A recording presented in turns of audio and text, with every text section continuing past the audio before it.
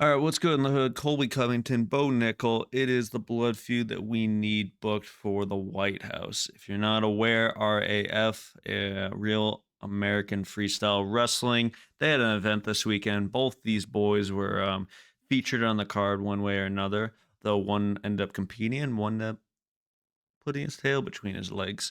Uh, but yes, Bo Nickal, Colby Covington, they've been feuding since Friday afternoon at their presser.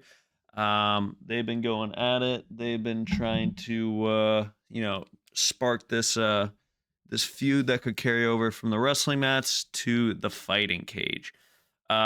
Here's actually, if again, we're gonna do a quick recap because RAF, while it is very entertaining and I highly recommend you watch it, I don't think it's definitely, even with all the UFC boys going over there, retired and otherwise, it's still not, I think, on the radar. So this was from the presser on Friday.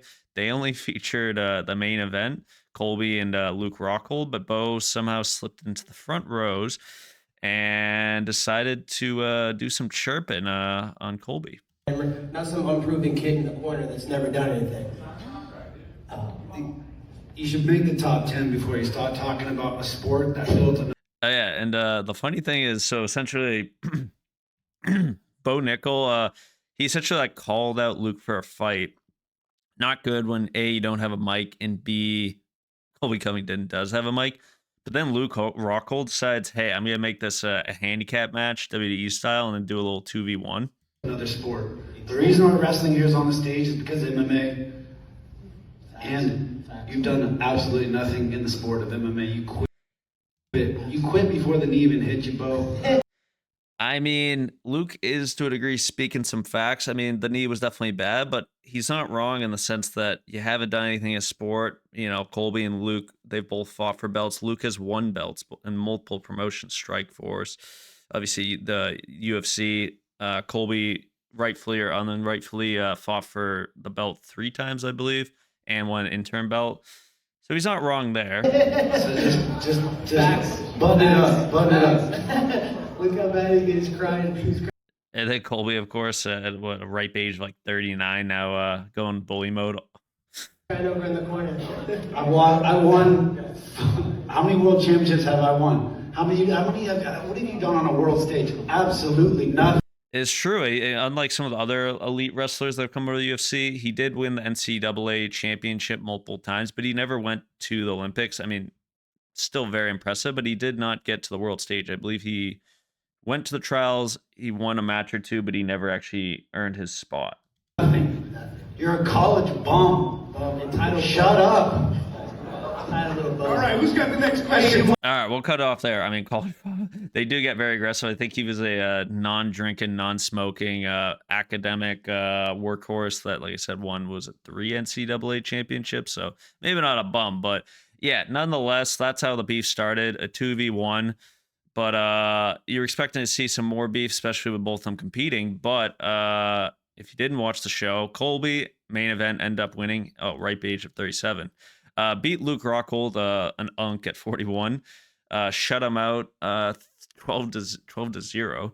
And then Bo Nickal didn't even compete. Essentially, he was supposed to defend his light heavyweight belt against the legend, the old unk, Yoel Romero. Yoel missed weight. He had done a show, I believe, 3 weeks prior for RAF. So the back-to-back weight cuts, this and that. He's old. He could make weight. He was like 7 pounds over. But unlike in MMA, and I believe Arman, who was on the card too, he was quoted as saying this too. He's like, unlike MMA, where's Arman? There he is.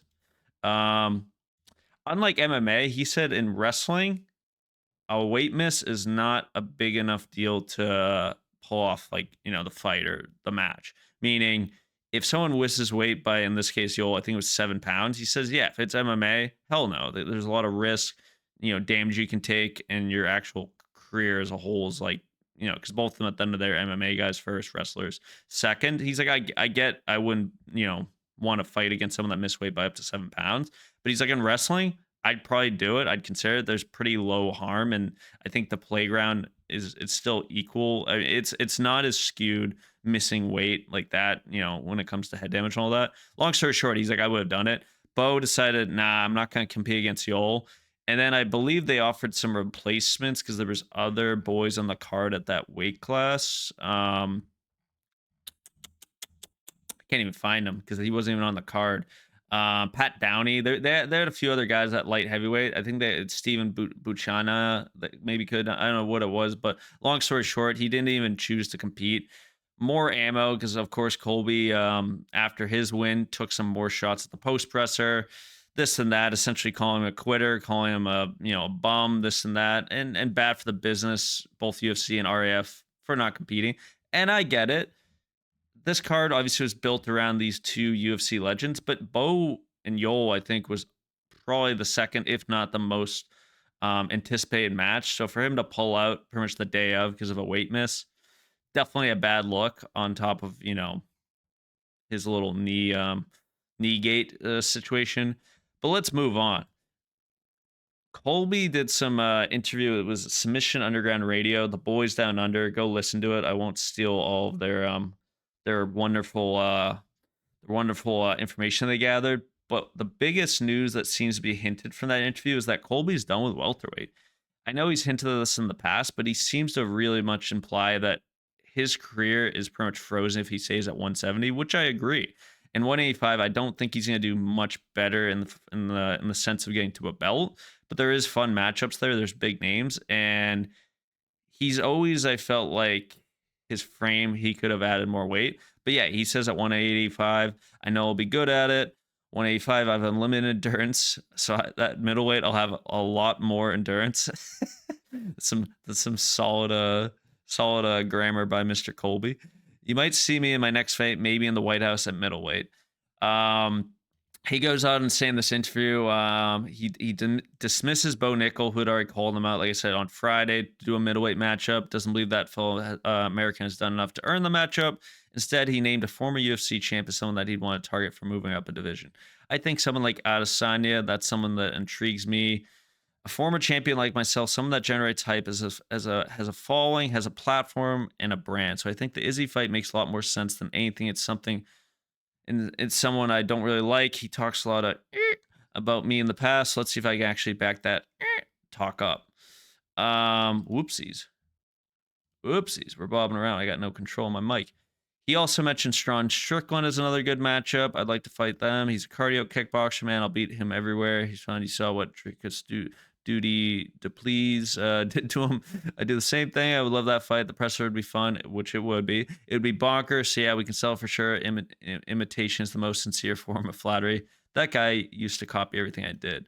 I don't know if it necessarily copied, but I think Colby, he always, I feels like, throws this red herring. It was similar to when he was beefing with Ian Machado Gary, where it's like he's like pushing like, oh, it's not deserving, blah blah blah, and Ian is obviously far ahead of where Bo is in the trajectory, but he's implying like, oh, Bo doesn't deserve it, this and that, and he's throwing out these massive names like Adesanya and Strawn Strickland, where like Strawn Strickland's still ranked, I think, top 5. Adesanya, even though he's on a losing streak, is like number 8.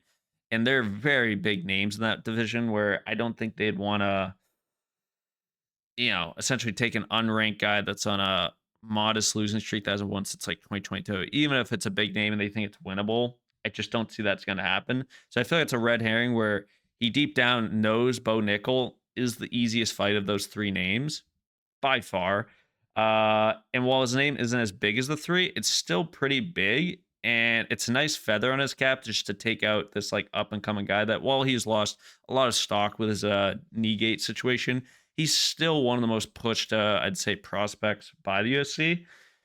And it gives me like just this feeling of what we saw with Henry Cejudo and Peyton Talbot, and the wrestling background no less, with Cejudo's gold medal. It feels like that pre-built story of, we have this old dog, the old guard in Colby Covington. They both were, former belt holders, title challengers, been in the UFC for years now. And then Peyton Talbot, similar to Bo Nickal, heavily pushed, took his first loss pretty badly and, tarnished his reputation, but he came back and now he's on a 2-fight win streak. And no less, he's ranked now as he put Cejudo on his back with takedowns. And obviously Bo isn't going to have the same issue where Payton was like, oh, he's facing an Olympic gold medalist. that's a huge uphill battle where Bo Nickal's probably the better wrestler than Colby, especially at middleweight. But Bo hasn't proven, I think, yet that he's a fighter. That he can take those cracks on the chin, on the the liver, no less, and come back and embrace that chaos. Cough, cough, Colby, chaos Covington, and go 3 rounds, let alone 5. Where Colby, he's proven that in his wars with Usman, back to back those fights.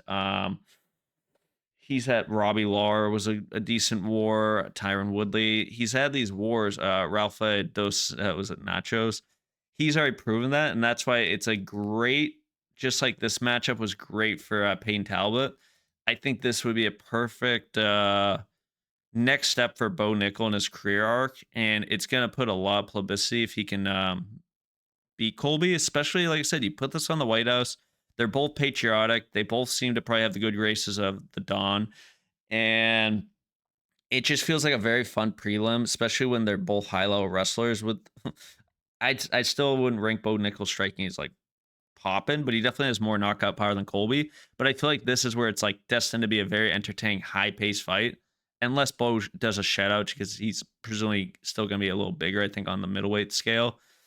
I think it's a fun fight, and like I said before, it's good for business in the sense that it's probably gonna be a nice filler for the prelims, and it's good for the sport because it allows Bo to still, I would say, take an up level, especially compared to his last fight, increase in opposition, and for Colby, it's a good feel out for where he stands in middleweight and his career in general. He's coming on, like I said, off a losing streak, hasn't won since like 2022. Bo Nickel by no means is high opposition compared to some of the last fights he's had. Buckley, for example, who was like still 8th ranked at welterweight. But I think it's a perfect mix of gatekeeper and young up and coming line. And I like it. They should consider booking it. Obviously, the White House is not going to have unlimited spots, but the fact that, like I said, they're both patriotic, they're probably both liked by the Trump, no less. And they're both fairly big names. Colby, probably a million plus, I believe, on Instagram. Bo Nickel, 300 or 400,000. But like I said, probably has a very engaging audience compared to Colby. So I'd say book it. And I'd probably predict Bo. I think Bo would win unless Colby actually fills up middleweight. He didn't look noticeably big at RAF, but that's still what, 5-6 months from the White House, 5 months, I'd say. So if Colby actually fills up very well, then I might put a little more equal playing ground just with Colby's background wrestling, making it so Bo can't fully impose his will on him. And when it comes to striking, Bo has probably more diverse striking, more power. But I think Colby is a lot more seasoned where he can probably pressure him with the strikes, the jab, like I said, use it with his wrestling to gas out Bo. So I'd favor Bo, but I'd like to see those pictures, a few weeks out to see what Colby looks like size-wise. Let me know what you think. Is this a fight that you want to see? Is it something that's meritable to be put on the White House? And who do you think would win if this matchup happens? Like, subscribe, comment, and keep an eye out for some more content later this week.